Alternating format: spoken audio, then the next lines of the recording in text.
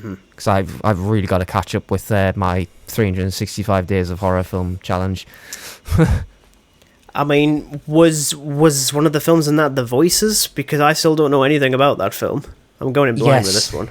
It was. Okay. It's from 2014, and what you have here is an unhinged factory worker, Jerry, Ryan Reynolds, who must decide whether or not to listen to his pet cat and become a killer, or listen to his dog and try to live a normal life.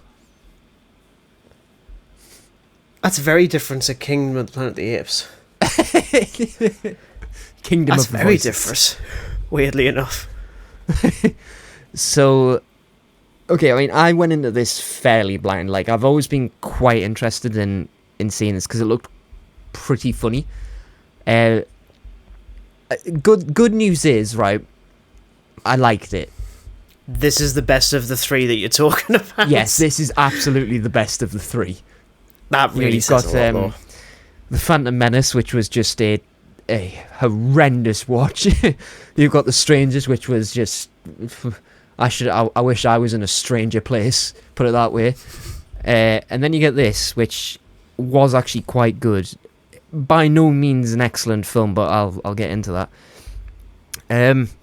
So the problem is, right, it does, like, if you watch the trailer and just look at the poster and like little clips of it, it does look quite exciting and it looks very different, and I'll give it points. It is unique. It is very unique. I mean, even yeah. like, the plot sounds unique. There's a guy who talks to his cat and might become a killer, and there's a dog telling him to not do it. Okay, you've got me. Show me the money. It's pretty flat, unfortunately.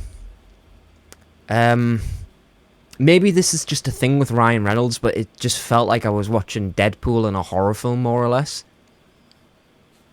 Which, maybe it's just Ryan Reynolds, I don't know.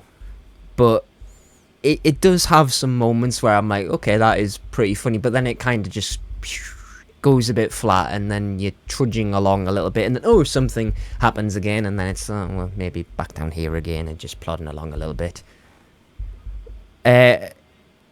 It's the fact that these voices have accents as well. I think that's what makes it hilarious. The cat is Scottish. Uh-huh. So, as I was sat watching it, angry all the time.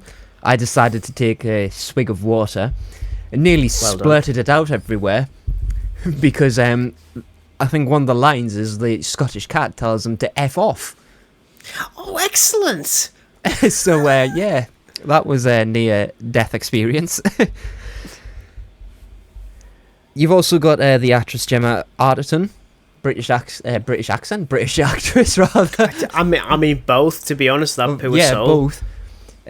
So obviously Ryan Reynolds' character does in fact kill, and she is a victim, and in hilarious montage he has like boxes and boxes of just human remains in little Tupperware containers just stacked all over his like house, and her head is in the fridge and the head talks to her, so it's very much like Beetlejuicy kind of vibe. Funny as hell, but the more, like, even though this looks and sounds like a comedy, you're kind of forgetting that it is quite dark as well, because this guy is plagued by voices. So I think it's just very unbalanced with, like, either make it a comedy or make it serious. Like, it doesn't really work when the two are kind of like that, because sometimes it's funny and sometimes it's really dark. Like, towards the end it gets really bleak because he just gives up.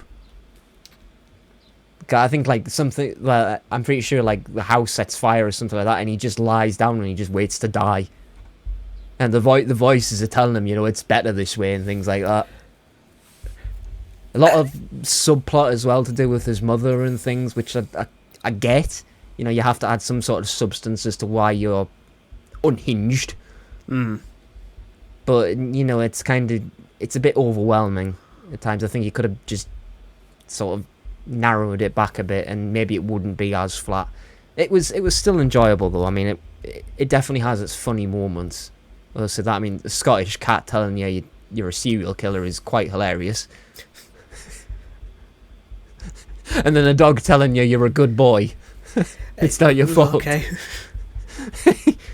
So it was definitely the best of the three. But, you know, it was an easy enough watch, I think. I just wish it was a lot more exciting than it actually looks. And a lot of people feel the sort of same way from the sound of it. I mean, some people really like it, but me, I was a bit like, well, it's alright. It's not the worst thing I've seen. Phantom Menace.